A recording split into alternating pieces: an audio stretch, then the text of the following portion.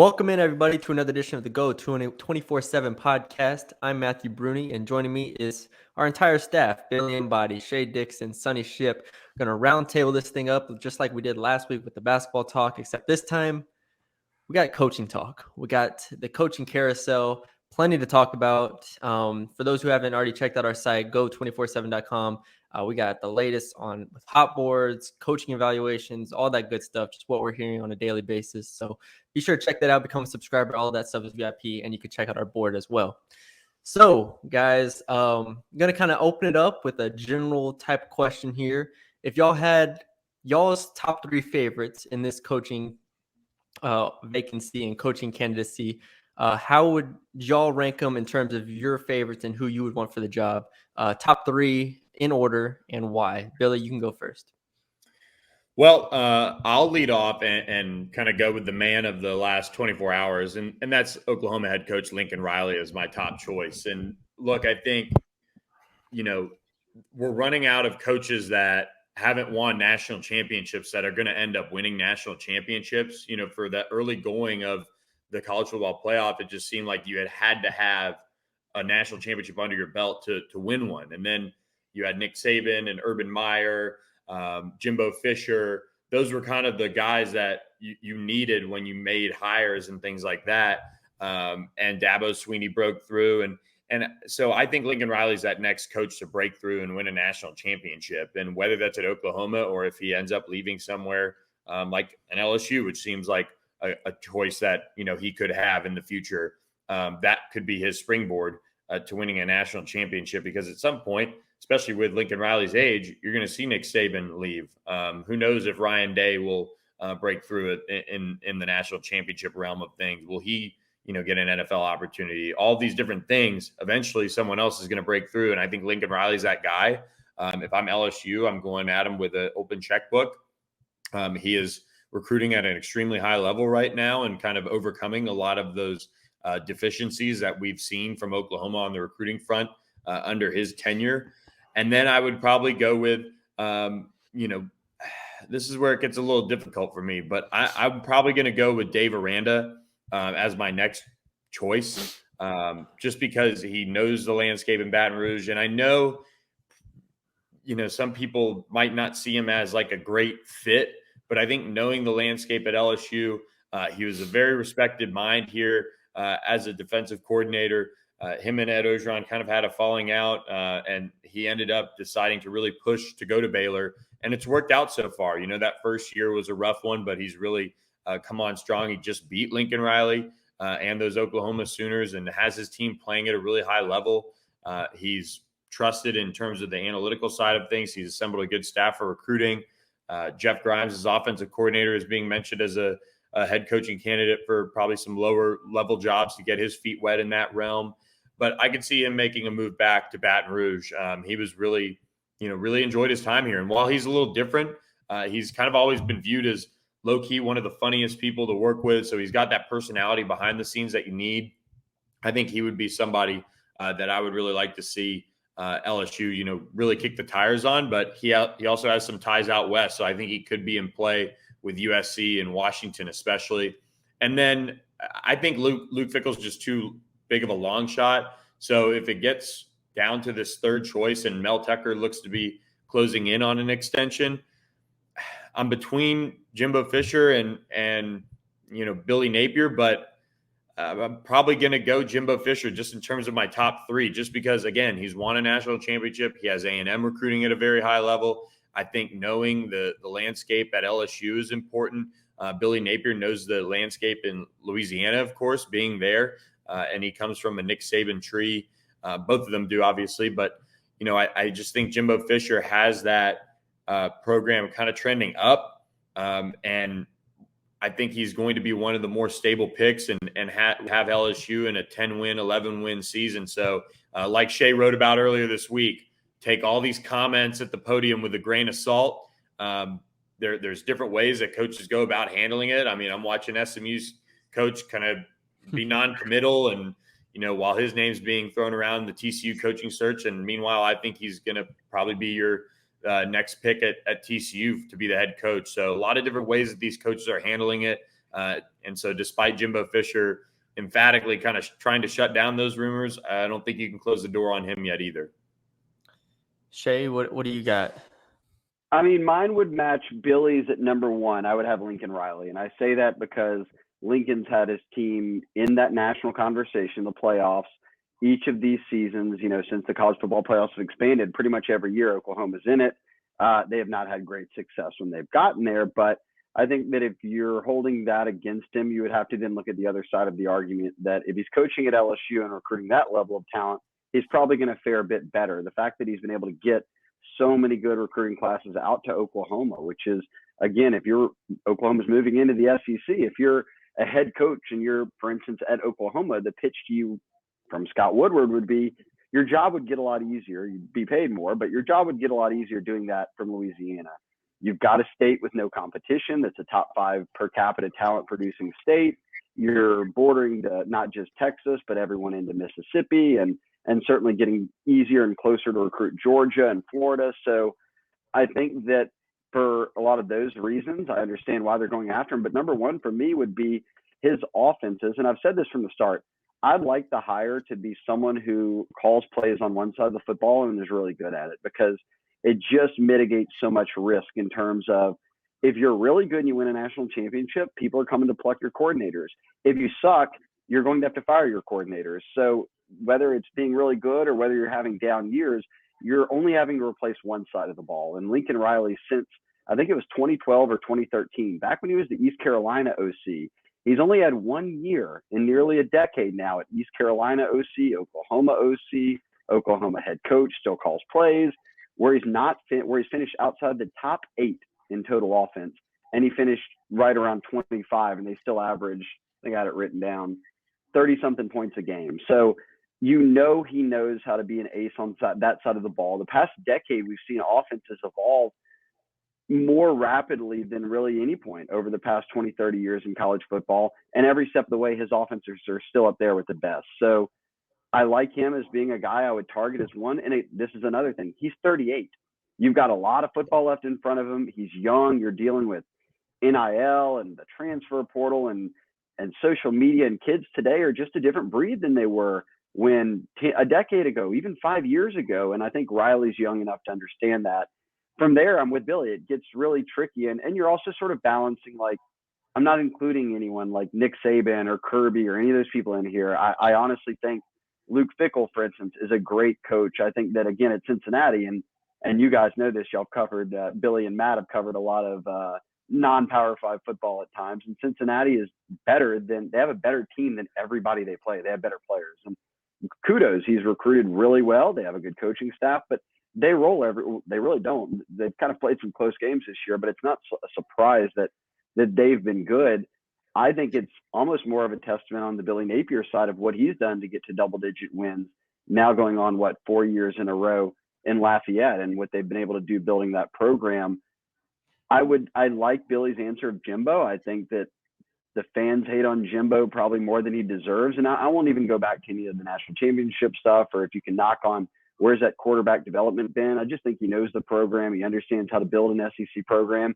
And you see what A&M's doing right now in recruiting. But again, after Riley, for me, there's just a bit of a dip. And I'll push Jimbo out of this, guys, just because he tried to push himself out of it emphatically this week. And I'll throw in, I think I would agree that Aranda's there, but I'm almost having Napier right there with him, if not above. And I'll say this, and Scott Woodward may disagree, and old LSU folks may disagree, and I might be wrong, but I don't buy into the notion that LSU is too big to go hire UL's head football coach. I just don't. I think they need to go find the best coach out there. And for me, I think that Napier's approach, and granted, I know a bit more about Napier because he's operating here out of Louisiana, and maybe these other coaches possess a lot of these strengths, and I'm not giving them credit for that, and that's fair and whatever. But what I've seen from Napier, how I've seen him build a staff, how I've seen him build a program, knowing that he comes from that Nick Saban tree, seeing the success he had out at Arizona State before coming to UL, knowing he's going to go get a big job. He'll get a TCU, a Virginia Tech, and he has to get one of those jobs and prove it for a couple of years before he would be good enough to play, coach at an LSU. I don't buy into that. I think that if he got in front of Scott Woodward, and perhaps he does get that chance, that Woodward would leave really impressed. So if you're making me give like a top three, I Yes. like guys who are really good play callers on each side of the ball. I like a Riley. I like an Aranda. But I think that Napier is putting himself into that conversation based on he's proven how to build a program and win, and he's turned down jobs knowing that a big job like this could open. I think this is sort of the one he's waiting on. Does he get it? I have no idea. I don't even know if it gets down to him. But I think that even if you're saying it gets down to Billy Napier as a candidate, I think you could look back at that a handful of years later and say you hit a home run. Sonny, what are your three? Well, I guess Tom Landry's, Chuck Knowles, and those kind of guys are out of this top three, right? I can't pick any of You those didn't old watch any of timers. those guys. You didn't watch any of those guys, Sonny. You're not that old. Hey, man, Tom Landry. That's why I hate Cowboys to this day. The way they got rid of the man, a shame. But I'm in the same boat as Shea and Billy when it comes to Lincoln Riley. Love the energy that he just exudes from him. I don't know if it's because he's just so young compared to everyone else that he coaches against, but he just gives off that energetic feel. And just as a guy that is out there running around with the guys, and just as a I could see him being a big players coach. And you've heard a lot about Oklahoma players and how much they've liked and stuff, and I can just see a lot of that. I think Shea touched on something really important, and that is the play calling aspect of it. LSU's last two hires, Les Miles, specialized in the offensive line, and his offensive lines absolutely sucked at LSU. Ed Orgeron focuses on the defensive line. I mean, we can go back and we can look at his defensive lines over the years, and I think you leave very unimpressed the production that we saw. There were guys that got drafted like Rashard Lawrence. Neil Farrell's going to have a chance. There have been some other guys, but I don't feel that if you specialize in the defensive line, then man, that needs to be one of your deepest units on the team. It needs to be one of your strongest units on the team, and just didn't get that with Ed Orgeron. So I love that fact that Lincoln Riley brings with having that expertise, because if your offensive coordinator is gone after you win a national championship, who cares? Who cares? All he is essentially what Pete Golding is at Alabama. Everybody knows that's Nick Saban's defense. And that's not a knock on Pete Golding, because I know a lot of people who just talk great about the guy. But it's Nick Saban's defense. Someone can leave. It is the same defense year in and year out. So I think that is very, very important for the new guy that comes in. I'm going to disagree with Shea and Bill on Jimbo Fisher. I just don't feel it. I just don't get it. And this is strictly from me, my personal standpoint. I don't think he's earned what he made it at Texas A&M. I think if you go back and look at how he left Florida State, what is Florida State? People say that the quarterback can make a certain coach. Well, you look at Oklahoma. Lincoln Riley's had quarterbacks after quarterbacks after quarterbacks. You look at Florida State. You had Jameis Winston. You won a national championship. If you don't have Jameis Winston, where are you then? And so I think that Jimbo is a very good quarterbacks coach. However, I think if you take that one skin off the wall, and that is a big skin, but if you look at all the other skins, it just doesn't equate to $10 million, $12 million a year. I don't think that he's worth that. And I think that his reputation is a little bit embellished just because of that national championship. After Lincoln Riley, where do you go? I think you can look at a Luke Fickell and you say, okay, he could be a really good guy. But the day that Ohio State job opens up, I don't care where Luke Fickell is. Luke Fickell's going there. And, it would probably be fair for him to turn that gig down. Mel Tucker, I think he's another one. I think he's very, very good too. I like what he's done recently. I think he could be a very good head coach. Still some question marks right there, though. For me personally, if you don't get a Lincoln Riley, I like Dave Aranda. I see some Nick Saban qualities in him, in the fact that I love that he specializes in defense. I love the fact that he is so reserved and so stoic. yet everybody's, all of the players seem to like him. They seem to get along with him and stuff. The recruiting, the being able to recruit and putting the emphasis on recruiting concerns me just a little bit, but I do think he was at LSU long enough to where he knows that pipeline and he knows how important that is to place that emphasis on keeping Louisiana kids in Louisiana. I'm with Shea too on Billy Napier. I really like Billy Napier, and I think Billy Napier's going to be a very good coach. I think he's going to be in 5 years, maybe 10 years. He's going to probably be one of the top 10 Power 5 coaches out there. I think he'll earn that recognition with not only what he's done at ULL, but also what he's going to do at his next stops. But after Lincoln Riley, to me, there's really not I don't have a clear cut number 2 that I would like to see. If you told me that I had to have one, I would probably lean towards Dave Aranda. Who's number 3 then? Napier? Number 3? No, I guess if we're still looking at those of probably Mel Tucker. Mel Tucker. Right. And that's and I would, when you're going down the list and you're saying it, I would actually have Dave Aranda ahead of Mel Tucker. Okay. And I'm Scott Woodward, who knows what the hell he's thinking. But I think from the regional standpoint, I just think Dave Aranda could come in and I think it would be a little bit easier of a transition under him. Yeah. Sonny's out there saying that without Jameis, what is Jimbo got? What about, come on, man, what about Jamarcus and Rohan and Matt Mock and Christian Ponder and EJ Manuel? We're getting some real hate out but here. People don't talk about the Jamarcuses and the Rohans as much. When they talk about Jimbo, it's the national championship at Florida State. And people. Exactly. And that's why I said that, he does develop kids, he does develop talent and things like that. But without Jameis, what does his resume look like then, as far as not being a quarterback developer, but as far as just being, that elite head coach that some polls have him in? Yeah. I'll be short. I'll be brief. I got Lincoln Riley number 1 as well for all the reasons that y'all named. I mean, just everything that's done there, from quarterback development, quarterback recruitment. I mean, you go down the list of guys that he's had. Obviously, Heaton Baker was there when he got there, but after that, still to continue what they started there under Stoops has been very impressive. Number 2. It is kind of a crapshoot at this point. I'm going to go Mel Tucker. I think Mel Tucker is kind of underrated, even though his head coaching resume isn't as extensive. I mean, just his overall resume is incredible to me when you look at it, just from the NFL stints to the Kirby Smart days. I mean, you look at the Georgia defense now, he recruited a lot of those guys. Like, this is a dude who knows how to recruit.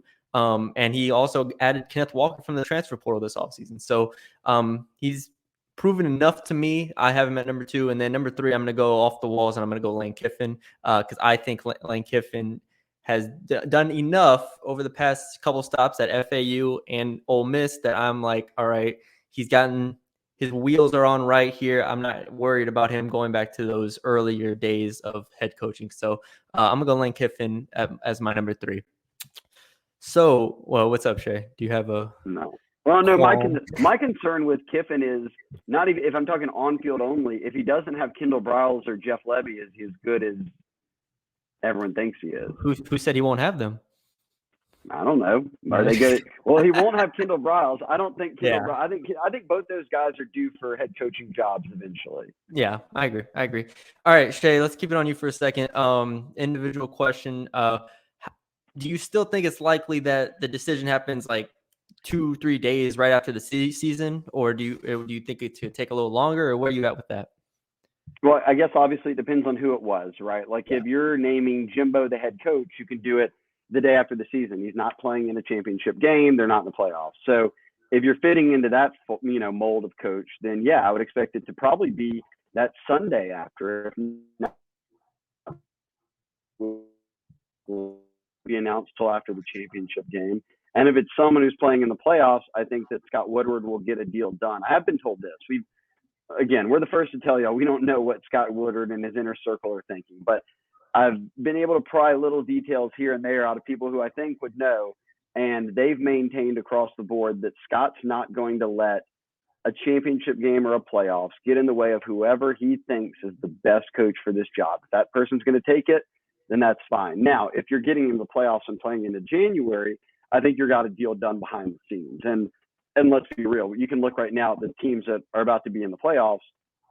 If it's Kirby and Cristobal, and if Bama gets in and it's Saban, I mean, you can do the math. Those guys aren't coming to coach at LSU. So if there's one team left and it's Mel Tucker, or if it's, whomever, is fit into that spot, and it's after championship weekend, you haven't heard anything about a head coach, I think you could probably do the math pretty quickly to find out who it is. So for me, I don't think there's a set timeline in place. I think that more than anything, and trust me, Woodward pays attention to recruiting as much as any AD out there. He knows the early signing period's looming. He knows what the transfer portal's all about. But I think that he knows, hey, I've got to get this hire right, and everything else will then fall into place. And if you have a couple of stumbles in recruiting, that ain't the end of the world. The end of the world is missing on this hire and getting the wrong guy or rushing it and then regretting the decision. So I think that it depends, obviously, but I don't think that the timeline of a championship game or being in the playoffs will offset or take that person out of the race if they're interested in this job and Woodward wants them. Yeah. Billy, when you look at the recruiting side of things, how much work will this new hire have to do to keep guys in place? I mean, obviously, I know with the early sign day, it'll be different depending on when he's hired, but just what have you seen from the class overall on that front? So the thing to watch for me on the recruiting side of things is those spots for the transfers as well. Because if you see the roster attrition that's necessary to turn it over if you're a new head coach and you have those 7 spots, one thing for me will be how quickly are they in evaluation mode with the 2022 class? Is there any, let's say, forced attrition from the guys that are already committed? Obviously, the one guy that has left the class is Aaron Anderson, who committed to Alabama. That's somebody that you probably would have wanted to see the new guy get a shot to keep. And then from there, I think right now it seems like everybody's kind of solid. I mean, Will Campbell, Walker Howard, Trevante Citizen, Emory Jones. We've seen a lot of those guys stay solid. The out-of-state ones, like your Demario Tolan, Mason Taylor, Nathan Dibbert, will those guys stay on board as the out-of-state commitments? Jadarian Ryan. Those are ones that I'm watching. I mean, anybody would be crazy not to have Dibbert and Ryan in the class. And then LaTerrence Welch in-state seems like he's locked in on being an LSU guy if the right hire is made and things don't get blown up maybe with Corey Raymond. Those things are factors. Which coaches are kept on staff? Personally, I don't see that many of the guys being kept around. And a lot of them, with the amount of time that they've had now, are probably jockeying for their next stop potentially. That's just kind of the name of the game when you make an in-season coaching change. The guys are looking for their next stop. So evaluating the class and being ready to make decisions right away, so that they can address the transfer portal, so they can have spots to fill if they really want to go out and bring their own recruits over. So for Lincoln Riley, for example, if he was the guy, and for Jimbo Fisher, if he was the guy, those are coaches that recruit a lot of the same guys that LSU is. I mean, there's a lot of players, Azariah Thomas, for example, is a guy that Oklahoma's been recruiting really hard. Would a Lincoln Riley help LSU? Jacoby Matthews has been recruited really hard by Texas A&M. Would that help LSU? I think in terms of the in-state guys that are still left out there on the targets, I feel good about Quincy Wiggins ending up at LSU. As it just seems like he's somebody that has been prioritized at a big level. Scott Woodward, as Shea mentioned, is so involved in recruiting. Austin Thomas, being the GM of LSU football, it has really kept that department on track in terms of making sure they've stayed in contact with these top guys. And the sprint to the finish line and I'm just going to scatter shoot here, but 5-star wideout Evan Stewart, 5-star linebacker Harold Perkins, 5-star corner Denver Harris. So many of these players out of state are going to give LSU that look because they've been recruited for so long, and they're obviously interested in the program. And if it's the right hire to keep them interested, they're going to give them a shot in the end. And, the question is will this hire be made in time for them to get shots at a Shaz Preston and Kendrick Law and some of these other in-state players and a couple other out-of-state guys I mentioned Azariah Thomas. I forgot to mention Anthony Lucas. These are all players that have been recruited so hard by LSU. Will the new coach already have inroads in those recruitments to keep LSU at the front or keep them in the mix, I should say? That'll be something to watch. Those 2 weeks before early signing period could be pretty wild on that front. But I think in-state, they're going to be okay. Shaz Preston and Kendrick Law are two I'm kind of worried about right now. But then as far as the out-of-state ones, if they get that big name, watch for a crazy finish. I mean, there are some coaches that do a really good job recruiting at a high level on those out-of-state 5 stars. If LSU landed one of those guys, that would be something. Yeah. Sonny, kind of going off the recruiting, is there any concern about the fit that a coach could have coming to LSU? Whether that is, because we've talked about Aranda's been there, been here for a couple years. Jimbo's been in the SEC now for a few years. Is there any worry about fit when thinking about a hire as far as Woodward is concerned? Well, I think a big fit when you look at it from a recruiting standpoint, and Shea kind of touched on this, that Scott Woodward is not going to let someone coaching in the playoff deter him from making this call. But I think when you look at it from a standpoint of a fit with recruiting, I really don't see how they could go into the playoff with not having a head coach named, unless it was a deal to where they announced a deal was in place and the school that he was leaving was going to still allow him to coach in the playoff. I don't see how LSU could go that route with this 2022 class and with the early signing period. Because you could potentially, you've got guys like Walker Howard, Will Campbell, these kids who are going to be these early enrollees, to where, they can't wait till after the playoff, if they're going to have to get that decision out of the way. So, I agree with Shea 100% in that Woodward's not going to let that deter him. But I think when I think about the recruiting and the fit and all of that fitting together, that really concerns me about being able to go into the playoff and still being able to pull in the recruiting class. But when it comes to fit outside of that, I really don't think that there's anyone that, unless there's just someone who we have not heard one thing of, that there's anyone who is just not going to be a good fit. I don't think it doesn't have to be an offensive guy. It doesn't have to be a defensive guy. I think the biggest fit that LSU needs right now is they need someone that's going to come in and that's going to command some respect, early on, who doesn't have to lay down the law, but who the players are going to be fired up for. They're going to be emotionally invested, mentally invested, physically invested. So when I think about fit, that's what I think LSU needs. And I'm not going to pile on with all the opt-outs, injury outs, whatever we want to call it. But, there's a lot of injuries right now that probably would be playing in different circumstances. And I think some of that has to do with just the way that things are right now, the way that Ed Orgeron has kind of run things, with the players losing respect, some respect for him, maybe some respect for other coaches and stuff. So I just think you got to get a guy who's just going to come in, and when the players hear who it is, like a Lincoln Riley, like a Jimbo Fisher, someone like that it's going to be like, oh, wow. Okay. There's a new sheriff coming in town, and this is a big sheriff right here. So when I think about fit, those are some things that kind of come to mind for me.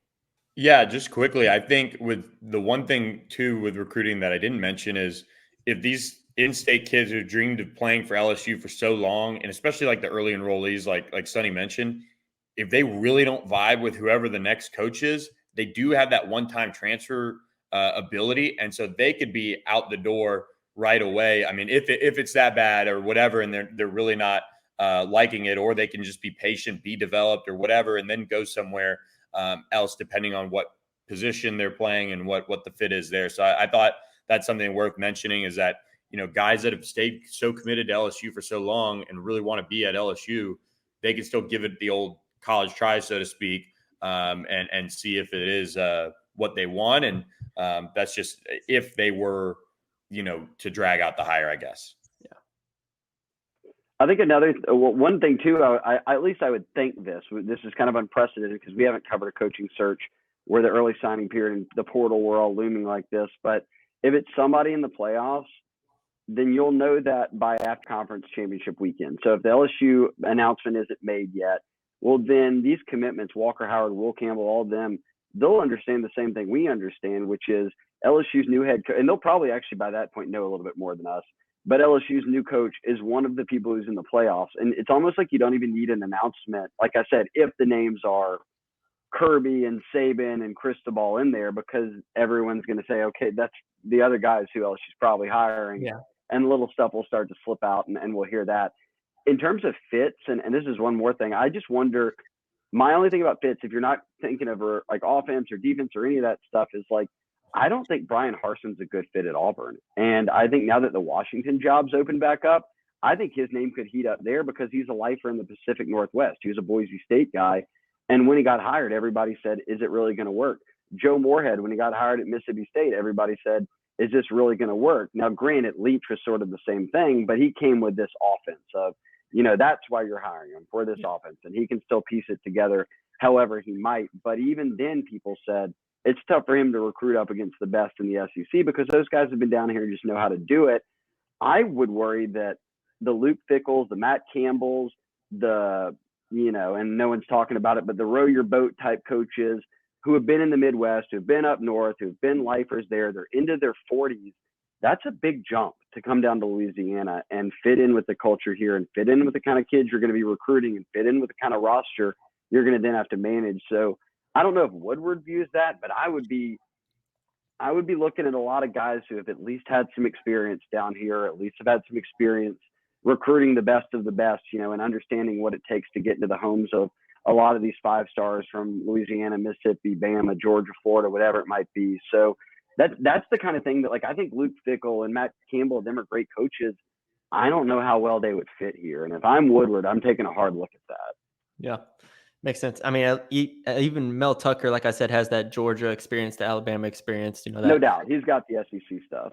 Yeah, Lankiff, and you got on the list, Lincoln Riley, Dave Aranda. So last question from me, and this is kind of for everybody here. If Woodward strikes out, right, let's say he strikes out with Riley and whoever else, Fisher, whatever, is Napier the fallback, like the ultimate fallback? And I know we've talked about, we're high on him. We think he's a good coach and it wouldn't be a problem. But is that like the fallback situation there of Napier? Yeah, I guess I'll go first. I mean, look, when you get quote unquote down to the Billy Napier, LSU and Scott Woodward will have already made calls to a Lincoln Riley, a Jimbo Fisher. Just big names. So even if you get, like, quite frankly, even Mel Tucker, even though his name had a lot of buzz, that was because Scott Woodward wouldn't have gotten Lincoln Riley or Jimbo Fisher, a couple of these like no-brainer ones. So there's so many fallback options. Durante Jones was a fallback option. Right now, LSU's playing pretty good defensive football with, a tag team, ragtag group of backups, in a way. So I think he's I think he'd build the roster really well. I think one thing that UL has done a good job of is, recruiting athletes and guys that can end up playing and have length and have size and, just pan out. And they do a really good job of recruiting seniors very well. They leave spots in classes specifically for guys that are going to emerge and who might just miss out on the Power 5 or might end up at UL because they haven't, because a couple of their big offers have come in so late that they're like, you know what, I'm going to stick with it. And trust my instinct. Kyron Lacey was a 4-star in 24/7, and he ended up being that type of a guy for them. So I think building the roster, knowing how to build a program, I think Billy Napier would be a really stable hire. And there's a reason why he's been rumored for a lot of big jobs, and he's turned down quite a few too. So it would be he would be a fallback, but I think LSU could do a lot worse than Billy Napier. Yeah, I'm saying that there's no and this isn't to say the Orgeron hire was that, but they went after the big dogs and then had to fall back and went to the Ed Orgeron hire. Obviously, I won a championship. Last thing for Sonny and Shea, real quick. What happened to James Franklin? Did he just lose too much? Shea, all right. Hold on, Shea. Hold on, Shea. We lost you for way too long there. Hold that pause, brother. Sonny, go ahead, Sonny. Sonny, build off that. Sonny, go build off that. Oh man! All right, yeah, absolutely. James Franklin played us up, and I was a big proponent, man. When this first happened, James Franklin, he was at the top of my list. And Shea and I, when we first started at 24/7 in 2012, we got to listen to James Franklin speak to us at a workshop to the whole company. And man, that dude was so impressive. He was so impressive to listen to. And he was so charismatic, so personable, and so knowledgeable. And this was when he hadn't been at Vanderbilt long at all. And, for him to all of a sudden you're like, wow, this is Vanderbilt's coach. I left there you go into it thinking about Vanderbilt, the doormat of the SEC when it comes to football. But I was super impressed with him. But I think when you lose as much as he has, once his name got elevated into the talk of USC, into LSU, for whatever reason, I don't know if it was mismanaged on his part. I don't know if it was just I don't know what the deal was, but they definitely haven't played the way that they need to play for him to go and get a big job. I mean, trying to sell James Franklin right now as the new LSU head coach would be slightly better than trying to explain Jerry DiNardo as your next head coach after he just got thumped by Tennessee 160-3 or 7 or whatever it was that he lost by. And so, I'm still high on James Franklin. I think he's a good coach. But for whatever reason, the situation this year where they just fell apart, I mean, you definitely have to look at that, and it comes with calls. And then you say, okay, is this worth $8 million a year, $9 million a year? Yeah, Sonny summed that up well. I mean, 10-9 over 2 years is what Franklin is. Orgeron's 9-10. He's like 2-8 versus AP top 10 teams. He's actually had, I think, too, that people have talked about. There's been Title IX investigations when he's been a coach before. That's a sticky subject right now at LSU. So for a myriad of factors, I think we've seen his name go down the list a bit. And I'll wrap up by saying this, which was the question Billy touched on. I think that Napier is the one guy you circle right now that you would say 100% he will take the job. Even if you get into the Matt rules, he makes $9 million to coach in the NFL for 5 months a year, and he doesn't recruit. Like, he could just stay there. You look at Cincinnati, you look at OU, A&M. Those are all places where the coach has a reason to say, I may just stay here, and for whatever reason it might be, and I'm not going to make that move. Michigan State and Mel Tucker appear close to finalizing an extension. So I think that, yes. I mean, look, and then you say Dave Aranda, well, the USC's job is open. He's from California. He grew up coaching in California. So you then say, I don't know, would he take LSU over USC if he's offered the USC job? I feel like the best way to describe Napier is, of all the coaches that you would consider good enough to take the job, he's the one, and it's obviously the circumstance of being at UL right now and waiting out for a bigger job, but he's the one that everyone would agree that no doubt if you offered him the job right now, he would sign for it. Yep, exactly. And that's what makes it such an interesting conversation here. We got a lot of coaches we presume to still be in the mix here. A lot of coaches we presume Woodward to be reaching out to at the moment. And so we will have y'all covered with the latest on Geaux247.com. We hope you enjoyed this on YouTube or however you're watching or listening to this on Spotify, Apple, all that good stuff. But that's all we have for y'all today. We appreciate y'all for joining us. What do you got, Shea? Matty B, send us off with a Mike Tomlin denial. Oh, I can't make my eyes bulge like that. I'm just gonna clip it at the end on our podcast. If you're on our YouTube page and you haven't watched Matty B's breakdown of denials by head coaches, it's the best thing you'll see all week. Yes, there's a plug. Check that out on our YouTube channel. I rate the coaches' denials. Mike Tomlin obviously got a 10. Excellent job. 10. Done. 10 out of 10. Unreal. So check that out. We thank y'all for joining us, and we'll talk to y'all later.